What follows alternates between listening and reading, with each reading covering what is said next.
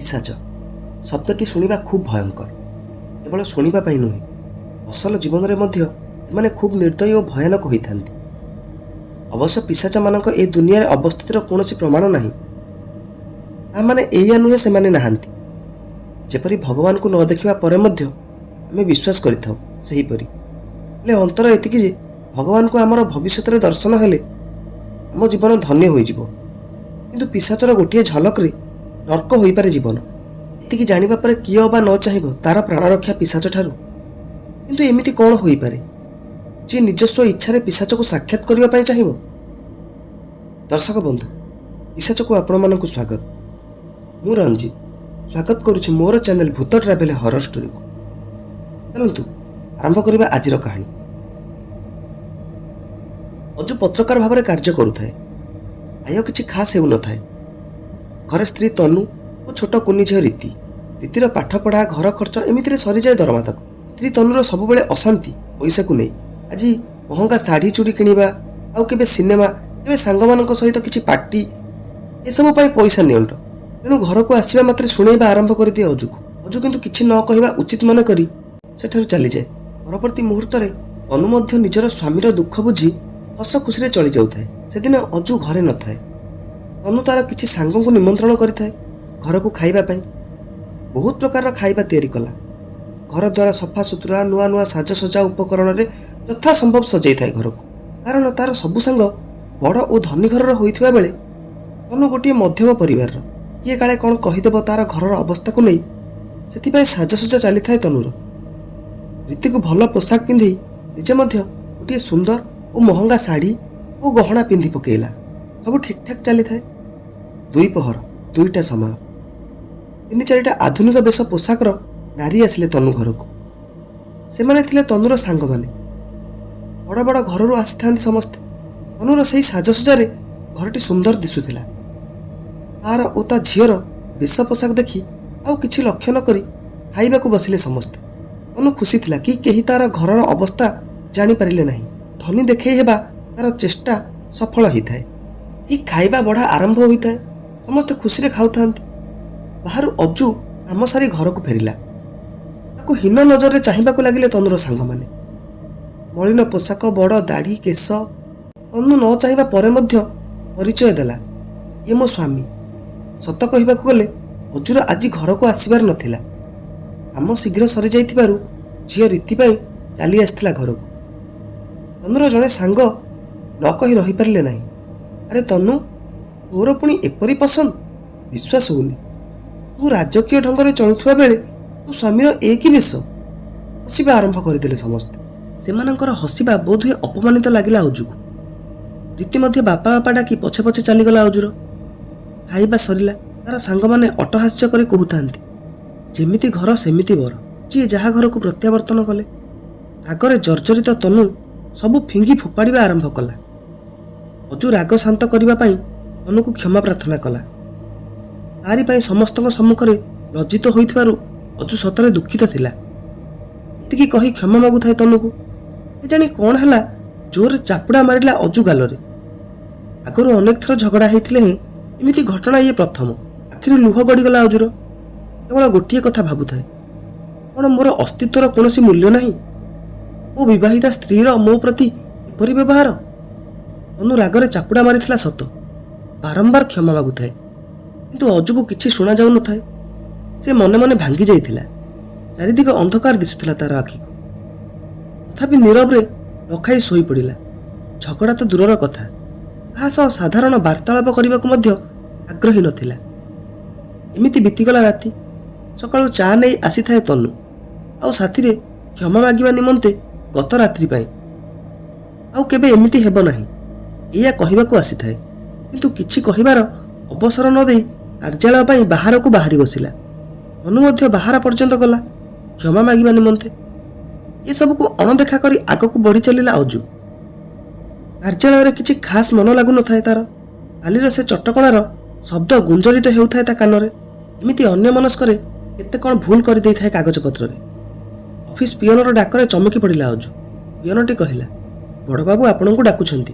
ବଡ଼ବାବୁ ମାନେ ଅଫିସର ମାଲିକ। ଅଜୁ କହିଲା, ହଁ ଚାଲ ମୁଁ ଆସୁଛି। ପିଅନ ଚାଲିଗଲା। କିଛି ସମୟ ପରେ ଅଜୁ ଗଲା ବେହେରା ବାବୁଙ୍କ ପାଖକୁ।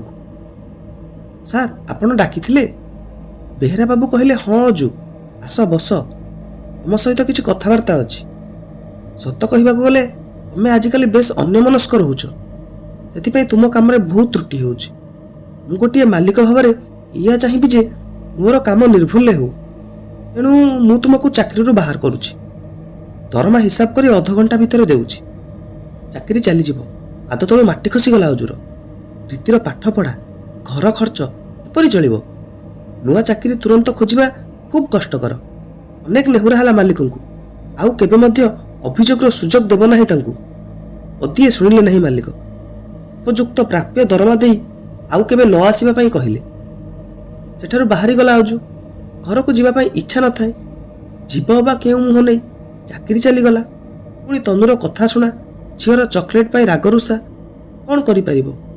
ରାସ୍ତାର ଏମିତି ଅସରନ୍ତି ଭାବନା ସ୍ରୋତରେ ବହି ଚାଲିଥାଏ ଆଗକୁ ଆଗକୁ। ଚାଲି ଯାଉଥାଏ ରାସ୍ତା କଡ଼ରେ, ଏମିତି ଚାଲି ଯାଉଥାଏ ଅନ୍ୟମନସ୍କ ଭାବରେ। ଜଣେ ପୁରୁଷ ସ୍ୱର ଟାଣି ଆଣିଲା ତାକୁ ଭାବନାର ନଦୀରୁ। ଲୋକଟି ଥିଲା ଜଣେ ଅଘୋରୀ। ମୁଣ୍ଡରେ ଗହନ ଓ ଲମ୍ବା ଜଟ ସମ୍ପୂର୍ଣ୍ଣ ଶରୀର ଭସ୍ମୀଭୂତ ହୋଇଥାଏ। ହାତରେ ଗୋଟିଏ ବଙ୍କା ବାଢ଼ି ସାହାରା ପାଇଁ। ଦେଖିବାକୁ ଖୁବ୍ କଦର୍ଯ୍ୟ ଦେଖାଯାଉଥାଏ। ଅଘୋରୀ ଜଣକ ଏମିତି ମନେ ହେଉଥାଏ ପରିଷ୍କାର ପରିଚ୍ଛନ୍ନର ପରିଭାଷା ବୁଝିନାହିଁ। ଅଜୁର ଭାବନାକୁ ବିରାମ ଦେଇ କହିବାକୁ ଲାଗିଲା ଅଘୋରୀ ଜଣକ, କ'ଣ ପୁଅ, କିଛି ଅସୁବିଧା ଅଛି? ବଡ଼ ବ୍ୟସ୍ତ ଜଣାପଡ଼ୁଛ। କ୍ରୋଧରେ ଉତ୍ତର ଦେଲା ଅଜୁ, ମୋର ଯାହା ଅସୁବିଧା ହେଉ ଆପଣଙ୍କର କ'ଣ ଯାଏ ଆସେ? ଆପଣ ଯାଆନ୍ତୁ, ମୋତେ ମୋ ଅବସ୍ଥାରେ ରହିବାକୁ ଦିଅନ୍ତୁ। ଅଘୋରୀ ଜଣକ ସ୍ମିତହାସ୍ୟ ସହିତ କହିଲେ, ମୁଁ ଜାଣେ ତୁ ଏବେ କ୍ରୋଧିତ ହୋଇ ଏପରି ବ୍ୟବହାର କରୁଛୁ, ଆଉ ଏଇଆ ମଧ୍ୟ ଜାଣିଛି ଯେ ତୁ ବହୁତ ଦୁଃଖର ପରିସ୍ଥିତିରେ ଗତି କରୁଛୁ। ଅଜୁ ଅଘୋରୀର କଥାରେ ଚିଡ଼ଚିଡ଼ା ହୋଇ ଆଗକୁ ବଢ଼ିବାକୁ ଲାଗିଲା। ଆଉ ଅଘୋରୀ ଜଣକ ଅଜୁର ପଛରେ ଆସିଲେ ନାହିଁ। କେବଳ ଗୋଟିଏ କଥା କହୁଥିବା ଶୁଣିପାରିଲା ଅଜୁ, ପୁଅ, ଏଠାରୁ 10 କିଲୋମିଟର ଦୂରରେ ଅଛି ମହିଷା ଅରଣ୍ୟ। ଏବେ ମଧ୍ୟ ମୋର ଦରକାର ହେଲେ ଚାଲି ଆସିବୁ, ମୁଁ ତୋତେ ସେହିଠାରେ ମିଳିବି। ଏତିକି କହି ଚାଲିଗଲା ଅଘୋରୀ। ଅଜୁ ସବୁ କଥାକୁ ଅଣଦେଖା କରି ଚାଲି ଚାଲି ଯାଉଥାଏ ଘର ଅଭିମୁଖେ। ଘରେ ପହଞ୍ଚିଲା। ଥକି ଯାଇଥାଏ ପଥଶ୍ରମରୁ। ଟିକିଏ ପାଣି ପିଇ ଗଡ଼ି ପଡ଼ିଲା ଖଟରେ। ଏତିକିରେ ଶାନ୍ତି ଥିଲା ଯେ ଆଜି ତନୁ କୌଣସି ଝଗଡ଼ା କରିନଥାଏ। ତା ସହିତ ଅଘୋରୀ କଥା ମଧ୍ୟ ଭାବୁଥାଏ। ସତରେ କ'ଣ ସେ ଅଘୋରୀ ମୋର କିଛି ସାହାଯ୍ୟ କରିପାରିବ? ଖାଇବା ଆଣିଲା ତନୁ। ପୁଣି କ୍ଷମା ମାଗୁଥାଏ ଅଜୁ। ଅଜୁ କିଛି ନ କହି ଖାଇବାରେ ଲାଗିଲା। ଚାକିରିରୁ ବାହାର ହୋଇଥିବା କଥା ମଧ୍ୟ କହିନଥିଲା ତନୁକୁ। କେବଳ ଉଚ୍ଚ ସ୍ୱରରେ କହିଲା, ଆଜି ଅଫିସରୁ ଛୁଟି ନେଇଛି, ବିଶ୍ରାମ ନେବି, ଏହି ଯେମିତି ମୋତେ ହଇରାଣ ନ କର। ତନୁକୁ ବୁଝିବା ପାଇଁ ଡେରି ହେଲା ନାହିଁ ଯେ ଚେତାବନୀଟି ତାହାରି ପାଇଁ ଥିଲା। ଝିଅ ରୀତିକୁ ନେଇ ପାଖ ଘରକୁ ଚାଲିଗଲା ବୁଲିବାକୁ। ଅଜୁ ଘରେ ଏକା ଶୋଇ ଭାବୁଥାଏ ସେ ଅଘୋରୀ ବିଷୟରେ। ଏତିକିରେ ଲାଗିଯାଇଥାଏ ନିଦ। ରାତିରେ ଶୋଇଥିଲା ସତ, କିନ୍ତୁ ତାର ଧ୍ୟାନ ଥାଏ ଅଘୋରୀ କଥାରେ। ସକାଳେ ଉଠି ନିତ୍ୟକର୍ମ ସାରି ଅଫିସ ବାହାରିବା ଢଙ୍ଗରେ ଘରୁ ବାହାରିଲା। ତନୁ ଜଳଖିଆ ବାଢ଼ିଥିଲେ ହେଁ ନ ଦେଖି ନ ଖାଇ ଚାଲିଗଲା ଅଜୁ। ମିଛ କହି ବାହାରକୁ ବାହାରିଥିଲା ସତ, କିନ୍ତୁ ତାର ଚାକିରି ଆଉ ନଥିଲା। କୁଆଡ଼େ ଯିବ, କ'ଣ କରିବ? ନୂଆ ଚାକିରି କେମିତି ଏତେ ଶୀଘ୍ର କେଉଁଠୁ ମିଳିବ? ଯଦି ଚାକିରି ନ ମିଳେ ଘର ଖର୍ଚ୍ଚ, ରୀତିର ପାଠପଢ଼ା, କେମିତି ଏସବୁ ହେବ? ଏମିତି କେତେ କ'ଣ ଭାବନା ଚାଲିଥାଏ ତା ଅନ୍ତର ମନରେ। ପାଖ ଗୋଟିଏ ଉଦ୍ୟାନରେ ବସିଲା ଯାଏ ଟିକିଏ ଶାନ୍ତି ଅନୁଭବ କରୁଥାଏ ସେଠାରେ ନିରୋଳା ପରିବେଶରେ। ଏତିକିରେ ପୁଣି ମନେ ପଡ଼ିଲା ଗତକାଲିର ସେହି ଅଘୋରୀର ବିଷୟରେ। ଅଜୁ ଭାବିଲା, ସେ ଅଘୋରୀର କଥାରେ କେତେ ସତ୍ୟତା ଅଛି ମୁଁ ଜାଣେ ନା, କିନ୍ତୁ ସତରେ ଯଦି ସେ ମୋର କିଛି କାମରେ ଆସିପାରିବ ତାହେଲେ ଭଲ କଥା। ଯଦିଓ ଲାଭ ମିଳିବ ନାହିଁ, କ୍ଷତି ମଧ୍ୟ କିଛି ହେବ ନାହିଁ ତାଙ୍କ ସହିତ ସାକ୍ଷାତକାରରେ। ଆଗାମୀ ବସ୍କୁ ଅପେକ୍ଷା କରିଥିଲା। ମହିଷା ଅରଣ୍ୟ ସେଠାରୁ 10 କିଲୋମିଟର ଦୂର। 8 କିଲୋମିଟର ପର୍ଯ୍ୟନ୍ତ ବସ୍ ଯିବ, ଆଉ ସେଠାରୁ ଅରଣ୍ୟ ଆରମ୍ଭ 2 କିଲୋମିଟର। ବସ୍ ଆସିଲା। ଆଉ ତିଳେ ହେଲେ ନ ଭାବି ଚଢ଼ିଲା ବସ୍ ଉପରକୁ। ଯେତେ ଯେତେ ଗାଡ଼ି ଆଗକୁ ବଢ଼ୁଥାଏ, ମନର ଆବେଗ ମଧ୍ୟ ସେତେ ସେତେ ବଢ଼ୁଥାଏ ମହିଷା ଅରଣ୍ୟ ନିମନ୍ତେ। 15-20 ମିନିଟର ରାସ୍ତା ଅତିକ୍ରମ ପରେ ଗୋଟିଏ ଅତ୍ୟନ୍ତ ନିଛାଟିଆରେ ବସ୍ରୁ ଓହ୍ଲାଇଲା ଅଜୁ। ସେଠାରୁ ଆଉ ଭିତରକୁ ଗାଡ଼ି ଯିବ ନାହିଁ। 2 କିଲୋମିଟରର ପାଦଚଲା ରାସ୍ତା ପରେ ଆସିବ ମହିଷା ଅରଣ୍ୟ। ଆଉ ଅଧିକ ସମୟ ବ୍ୟର୍ଥ ନ କରି ଚାଲିବା ଆରମ୍ଭ କଲା ଅଜୁ। ଘନ ଅନ୍ଧକାର, ସୂର୍ଯ୍ୟ କିରଣ ମଧ୍ୟ ପଡ଼ୁନଥାଏ। ଏପରି ଛିଡ଼ା ହୋଇଥାନ୍ତି ଗଛଗୁଡ଼ିକ। ଚାରିଆଡ଼େ ଶୂନ୍ୟତା ହିଁ ଶୂନ୍ୟତା। ନୀରବ ପବନ, ପତ୍ରଟିଏ ମଧ୍ୟ ହଲୁନଥାଏ, ଯେପରିକି କାହାର ଆଦେଶକୁ ଚାହିଁ ବସିଛି। ଗଛରେ କିଛି କଳା ମିଶି ମିଶି ଝୁଲନ୍ତା ବାଦୁଡ଼ି। ଏତେ ଲମ୍ବା ଲମ୍ବା ସାପ ଚାଲି ଯାଉଥାନ୍ତି ଅଜୁର ଆଖି ଆଗରେ। ଆଶ୍ଚର୍ଯ୍ୟ, ଏହି କିନ୍ତୁ କିଛି କ୍ଷତି କରୁନଥାନ୍ତି ତାର। ଏମିତି ଭୟାନକ ପରିସ୍ଥିତିରେ ମଧ୍ୟ ଚାଲିଥାଏ ଆଗକୁ।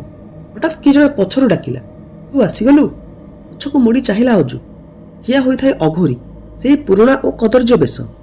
କହୁଥାଏ, ମୋତେ ଜଣାଥିଲା ତୁ ଆସିବୁ। ଏମିତି କହୁଥାଏ ସତରେ ଯେ ଯେମିତି ପୂର୍ବାନୁମାନରୁ ନିଶ୍ଚିତ ଥିଲା। କିଛି ଉତ୍ତର ଦେଲା ନାହିଁ ଅଜୁ। ପାଖକୁ ଯାଇ ପ୍ରଣାମ କଲା ଅଘୋରୀ ଜଣଙ୍କୁ। ଅଘୋରୀ ଟିକିଏ ସ୍ମିତହାସ୍ୟ ସହିତ ଆଶୀର୍ବାଦ ଦେଲା ଆଉ କହିଲା, ଆ ମୋ ସହିତ ଆ। ଆଗରେ ଅଘୋରୀ, ପଛରେ ଚାଲିଥାଏ ଅଜୁ। ନୀରବ ନିଶ୍ଚଳ ପରିବେଶ। ସତରେ କାହାରି ଭୟରେ ଯେମିତି ସେ ସ୍ଥିର ହୋଇ ରହିଛି। ଗୋଟିଏ ବଡ଼ ଗୁମ୍ଫା ପାଖରେ ରହିଗଲା ଅଘୋରୀ। ଅଜୁ ପଚାରିଲା, ଏବେ କ'ଣ କରିବାକୁ ହେବ? ଗୁମ୍ଫା ମଧ୍ୟକୁ ପ୍ରବେଶ କଲେ ଦୁହେଁ। ପୁରୁଣା ଗୁମ୍ଫା, ମାଙ୍କଡ଼ସା ଜାଲରେ ଭରପୁର। ଶୁଷ୍କ ପତ୍ର ଏବଂ ଧୂଳିରେ ଅପରିଷ୍କାରରେ ଭାବରେ ପଡ଼ି ରହିଥାଏ ସ୍ଥାନଟି। ସରୁ ଫାଟ ଗୋଟିଏରୁ ବାହାର କିଛି ଆଲୋକ ଆସୁଥାଏ ଗୁମ୍ଫା ଭିତରକୁ। ଏକ ବଡ଼ ହୋମକୁଣ୍ଡ, ପାଖରେ ଦୁଇଟି ମଣିଷ ଖପୁରି, ଦୁଇଟି ଲମ୍ବା ଲମ୍ବା ହାଡ଼ ଆଉ କିଛି ପୂଜା ଉପକରଣ। ଏସବୁ ଛାଡ଼ି ଆଉ କିଛି ନଥାଏ ଗୁମ୍ଫା ମଧ୍ୟରେ। ଗୋଟିଏ ପାର୍ଶ୍ୱରେ ଅଘୋରୀ ନିଜେ ବସି ଅନ୍ୟ ପାର୍ଶ୍ୱରେ ଅଜୁକୁ ବସିବା ପାଇଁ କହିଲା। କେଜାଣି କେଉଁ ପ୍ରକାରର ମନ୍ତ୍ର ପଢ଼ୁଥାଏ ଅଘୋରୀ। କିଛି ସମୟ ମନ୍ତ୍ର ଉଚ୍ଚାରଣ ପରେ ଅଜୁକୁ ପଚାରିଲା, ତୁ ନିଶ୍ଚିତ ଅଛୁ ତ ଏସବୁ ପାଇଁ? ଏହି ବିଧିରେ ଏବେ ତ ତୋର ସବୁ ମନୋକାମନା ପୂର୍ଣ୍ଣ ହେବ, କିନ୍ତୁ ଆଗତ ଭବିଷ୍ୟତରେ ଏହାର ପରିଣାମ ଯେ କ'ଣ ହେବ ତାହା କେହି ମଧ୍ୟ ଜାଣନ୍ତି ନାହିଁ। ସେ ଆସିବା ମାତ୍ରେ ବରଣମାଳା ଦେଇ ବାହା ହେବାକୁ ପଡ଼ିବ ତୋତେ। ବର୍ତ୍ତମାନ ଆଶା ପୂରଣ ନିମନ୍ତେ ଭବିଷ୍ୟତକୁ ଧ୍ୟାନ ନ ଦେଇ ବିଧି ଆରମ୍ଭ କରିବାକୁ କହିଲା ଅଜୁ। ଅଘୋରୀ ଅଜୁର କର୍ଣ୍ଣରେ ଗୋଟିଏ ମନ୍ତ୍ର କହି ତାର ଜପ କରିବାକୁ ଆଦେଶ ଦେଲା। ପୁନଃ ପୂଜାକର୍ମ ଆରମ୍ଭ ହେଲା। ଅଜୁର ଜପ ମଧ୍ୟ ଚାଲିଥାଏ। ଜପ ଚାଲିଥାଏ କାଳପିଶାଚିନୀର, ଯିଏ ପୂରଣ କରିବ ସବୁ ଇଚ୍ଛା ଓ ଆଶା। ହୋମ ସରିଲା। ଶେଷ ପୂର୍ଣ୍ଣାହୁତିର ସମୟ। ପିଶାଚିନୀର ଆଗମନ ନିକଟତର ହେଉଥାଏ। ଗୋଟିଏ ପିଶାଚ। ଭାବିଲେ ଦେହ ଶିହରି ଯାଏ। କେମିତି କଦର୍ଯ୍ୟ ଚେହେରା, ବଡ଼ ବଡ଼ ଦାନ୍ତ, ପାଟି, ଆଖି। ଓହୋ, ଭାବିଲା ବେଳକୁ ଅନ୍ନ ଜଳ ସୁହାଇବ ନାହିଁ। ତାକୁ ପୁଣି ସ୍ୱଇଚ୍ଛାରେ ବାହା ହେବ ଅଜୁ। ହଠାତ୍ ପବନ ଅସ୍ଥିର ହେବାକୁ ଲାଗିଲା। ଆକାଶରେ ବିନା ବର୍ଷାରେ ଘଡ଼ଘଡ଼ି ବିଜୁଳି। ଏମିତି ପ୍ରତିକୂଳ ପରିବେଶରେ ଚାଲି ଆସୁଥାଏ ଗୋଟିଏ ସୁନ୍ଦରୀ ସ୍ତ୍ରୀ। ମୁହଁ ଚାନ୍ଦ ଭଳି ଲମ୍ବା, ମନୋରମ କେଶ, ପାଦରେ ଅଳତା, ପାଉଁଜି, ଅଳଙ୍କାରରେ ଆଭୂଷିତ। ଧୀର ଗତିରେ ଯାଇ ବସିଲା ଅଜୁ ପାଖରେ ସେ ସ୍ତ୍ରୀ ଜଣକ। ସ୍ତ୍ରୀ ଜଣକ ଥିଲା ସେହି ପିଶାଚିନୀ, କିନ୍ତୁ ଯେଉଁ କଦର୍ଯ୍ୟ ଚେହେରାର ଆକଳନ କରିଥିଲା ତାର ପୂର୍ଣ୍ଣ ବିପରୀତ। ଦେଖିବାକୁ ଖୁବ୍ ମନମୋହିନୀ ଦେଖାଯାଉଥାଏ। ଆଉ ଗୋଟିଏ ମୁହୂର୍ତ୍ତ ଅପେକ୍ଷା ନ କରି ବରଣମାଳା ପିନ୍ଧାଇବା ପାଇଁ ଆଗକୁ ଆସିଲା। ପିଶାଚିନୀ ଅଜୁକୁ ଟିକିଏ ରହିଯିବାକୁ କହି କିଛି ସର୍ତ୍ତ ରଖିଲା। ଯଦି ସର୍ତ୍ତାବଳୀ ପୂରଣ ହୁଏ ତାହେଲେ ବରଣମାଳା ସ୍ୱୀକାର କରିବି, ଅନ୍ୟଥା ମୁଁ ଚାଲିଲି। ପ୍ରଥମ ସର୍ତ୍ତ ଥିଲା, ସବୁ ସମୟରେ ମୋ ସାଥିରେ ରହିବ। ଦ୍ୱିତୀୟ, ମୋ କଥାକୁ ଅଣଦେଖା କରିବ ନାହିଁ। ଏବଂ ତୃତୀୟ ସର୍ତ୍ତଟି ଥିଲା, ମୁଁ ଯେତେବେଳେ ଚାହିଁବି ମୋର କାମ ବାସନା ଶାନ୍ତ କରିବି। ଉପରେ ଅନନ୍ୟ ସୁନ୍ଦରୀ ଆଉ ସର୍ତ୍ତାବଳୀ ମଧ୍ୟ କ୍ଷତିକାରକ ଜଣାପଡ଼ୁନାହିଁ। ଏତିକି ଭାବି ବରଣମାଳା ସହିତ ବିବାହ ସମ୍ପନ୍ନ ହେଲା ଅଜୁ ଓ ପିଶାଚିନୀର। ଦୁହେଁ ଅଘୋରୀକୁ ପ୍ରଣାମ କରି ବାହାରିଲେ ଅଜୁ ଘର ଅଭିମୁଖେ। ବସ୍ ଆସିଲା। ବସ୍ରେ ଚଢ଼ି ସିଟ୍ରେ ବସିଲା ଅଜୁ। ପାଖକୁ ଲାଗି ଛିଡ଼ା ହୋଇଥାଏ ପିଶାଚିନୀ। ଅଜୁ ଏପଟେ ସେପଟେ ଦେଖୁଥାଏ, କାଳେ କିଏ କ'ଣ କହିଦେବ ପିଶାଚିନୀକୁ ନେଇ। ଯିଏ ଯାହା କହିଲେ କହୁ, ହେଲେ ଘରକୁ ଯାଇ ତନୁ ଓ ରୀତିକୁ କ'ଣ କହିବ, ଏମିତି କେତେ କ'ଣ ଚିନ୍ତା ଘାରୁଥିଲା ଅଜୁ ମୁଣ୍ଡରେ। ଅଜୁକୁ ଆଶ୍ୱସ୍ତି ଦେଇ ପିଶାଚିନୀ କହିଲା, ଚିନ୍ତା କର ନାହିଁ, ମୁଁ ତୁମକୁ ଛାଡ଼ି ଆଉ କାହାକୁ ଦେଖାଯିବି ନାହିଁ। ଖୁସିର କଥା ଥିଲା ଅଜୁ ପାଇଁ। ଏଥର ବିନା ଭୟରେ ନେଇ ଯାଇପାରିବ ପିଶାଚିନୀକୁ। ବସ୍ ଷ୍ଟେସନରେ ରହିଲା ଗାଡ଼ି। ସେଠାରୁ ଚାଲିଲେ ଘର ଆଡ଼କୁ। ତନୁ ଓ ରୀତି ଅପେକ୍ଷା କରିଥାନ୍ତି ଅଜୁର ପ୍ରତ୍ୟାବର୍ତ୍ତନ ସମୟକୁ। ଅଜୁ ଘରକୁ ଆସିଲା। ଖାଇବା ପାଇଁ ପଚାରିଲା ତନୁ। ହଁ କହି ଖାଇବାକୁ ବସୁଥାଏ, କିନ୍ତୁ ପିଶାଚିନୀ ଖାଇବାକୁ ମନା କଲା। ଯେହେତୁ ତାର ସମସ୍ତ କଥା ଶୁଣିବାର ସର୍ତ୍ତ ଥିଲା, ନ ଖାଇ ଉଠି ଚାଲିଗଲା ଅଜୁ। ପଛରେ ପିଶାଚିନୀ ମଧ୍ୟ ଅଜୁର କୋଠରୀକୁ ଗଲା ଆଉ ନିଜର କୁହୁକ ବଳରେ ସୁସ୍ୱାଦୁ ବ୍ୟଞ୍ଜନ ଆଣି ଖାଇବାକୁ ଦେଲା ଅଜୁକୁ। ଅଜୁ ଖୁସି ଥିଲା ଏମିତି ରାଜକୀୟ ଜୀବନଯାପନରେ। ତନୁ ବହୁତ ଦୁଃଖିତ ଥିଲା ଅଜୁ ନ ଖାଇ ଶୋଇବାକୁ ଚାଲି ଯାଇଥିବାରୁ। ନିଜେ ମଧ୍ୟ ନ ଖାଇ ଶୋଇବାକୁ ଗଲା ଅଜୁ ଓ ତାର କୋଠରୀକୁ। ସେଠାକୁ ଯାଇ ଶୋଇବାକୁ ଚାହିଁଲା ତନୁ। ପିଶାଚିନୀର ଗୋଟିଏ ଇସାରାରେ ଅଜୁ କହିଲା, ତନୁ, ଆଜିଠାରୁ ତମେ ରୀତି ସହ ତାରି କୋଠରୀରେ ଶୋଇବ, ଆଉ ଏଠାକୁ ଆସିବ ନାହିଁ। ତଡ଼ିଦେଲା ତନୁକୁ ଅଜୁ ନିଜ କୋଠରୀରୁ। ପିଶାଚିନୀ ନିଜର କାମ ବାସନା ପୂରଣ କରିବାକୁ ଲାଗିଥାଏ, ଆଉ ସେପଟେ ତନୁର ଅଶ୍ରୁ ଧାର ଧାର ବହି ଯାଉଥାଏ। ରୀତିକୁ ନେଇ ଶୋଇବାକୁ ଚାଲିଗଲା ତନୁ। ପରଦିନ ସକାଳୁ ଅଜୁ ବାହାରିଲା କୋଠରୀରୁ। ଜଳଖିଆ ପାଇଁ ଅପେକ୍ଷା କରିଥାଏ ତନୁ, କିନ୍ତୁ ଖାଇବାକୁ ଅଜୁ ମନା କରିଦେଲା। ଫୋନ୍ ବାଜିଲା। ଅଜୁ ଫୋନ୍ ଉଠାଇଲା। ଅଫିସରୁ ଫୋନ୍ ଆସିଥାଏ। ପୁନର୍ବାର ଅଫିସ ଆସିବା ପାଇଁ ଅନୁମତି ଦେଇଦେଲେ ଅଜୁକୁ। ଖୁସିରେ ପାଦ ତଳେ ଲାଗୁନଥାଏ। ସେ ଜାଣିପାରିଲା ଏସବୁ ସେ ପିଶାଚିନୀର କୁହୁକ ବଳରେ ସମ୍ଭବ ହୋଇପାରିଛି। ପିଶାଚିନୀକୁ ଟିକିଏ ଦେଖିଲା ଅଜୁ। ଅଜୁକୁ ଦେଖି ପିଶାଚିନୀ ମଧ୍ୟ ଟିକିଏ ଧୀର ହସ ହସିଦେଲା। ଅଜୁ ସହିତ ପିଶାଚିନୀ ବାହାରିଲା ଅଫିସକୁ। ଅଜୁ ଯୁଆଡ଼େ ଯିବ ପିଶାଚିନୀ ମଧ୍ୟ ସାଥିରେ ଯିବ, ଏହା ଥିଲା ତାର ସର୍ତ୍ତ। ଦୁହେଁ ପହଞ୍ଚିଲେ ଅଫିସରେ। ସେଠାରେ ସମସ୍ତେ କ୍ରିକେଟ ଖେଳ ଦେଖୁଥାନ୍ତି। କିଏ ଜିତିବ କିଏ ହାରିବ ଏ କଥାରେ ଆଲୋଚନା ଚାଲିଥାଏ। ଆଉ ଯାହାର ପୂର୍ବାନୁମାନ ଠିକ୍ ହେବ ତାହାକୁ ମୋଟା ରକମର ପଇସା ମିଳିବା ସର୍ତ୍ତ ଥିଲା। ପିଶାଚିନୀ ଅଜୁର କାନରେ ଗୋଟିଏ କ୍ରିକେଟ ଦଳର ନାଁ କହି ସେମାନେ ଜିତିବେ ଏହା ନିଶ୍ଚିତ କହିଲା। ଅଜୁ ଜିତିବା ଦଳର ନାଁରେ ପଇସା ଲଗେଇଲା। ସତକୁ ସତ ସେହି ଦଳ ଜିତିଲା। ସର୍ତ୍ତ ଅନୁଯାୟୀ ସବୁ ପଇସା ଅଜୁକୁ ପ୍ରାପ୍ତ ହେଲା। ସମସ୍ତେ ଆଶ୍ଚର୍ଯ୍ୟଚକିତ ଥିଲେ ଅଜୁର ପୂର୍ବାନୁମାନରେ, କାରଣ ସେମାନେ ଦେଖିପାରନ୍ତି ନାହିଁ ପିଶାଚିନୀକୁ। ଦିନସାରା କାମ ସାରି ସନ୍ଧ୍ୟାରେ ଘରକୁ ଫେରିଲା ଅଜୁ। ତନୁ ମୁହଁରେ ଫୋପାଡ଼ିଲା ପଇସା। ଯା, ତତେ କେତେ ପଇସା ଆଉ ଦରକାର, ମନ ଇଚ୍ଛା ଖର୍ଚ୍ଚ କର। ଏତେ ପଇସା କେଉଁଠାରୁ ଆସିଲା ପଚାରିଲା ତନୁ। ତନୁକୁ ଠେଲି ଦେଇ ପିଶାଚିନୀକୁ ନେଇ କୋଠରୀକୁ ଚାଲିଗଲା। ବନ୍ଦ କରିଦେଲା କବାଟ। ଏପରି ବ୍ୟବହାରରେ ଚକିତ ଥିଲା ତନୁ। ପିଶାଚିନୀ ସହିତ ଅଧିକ ସମୟ ବ୍ୟକ୍ତ କରିବାକୁ ଲାଗିଥିଲା ଅଜୁ।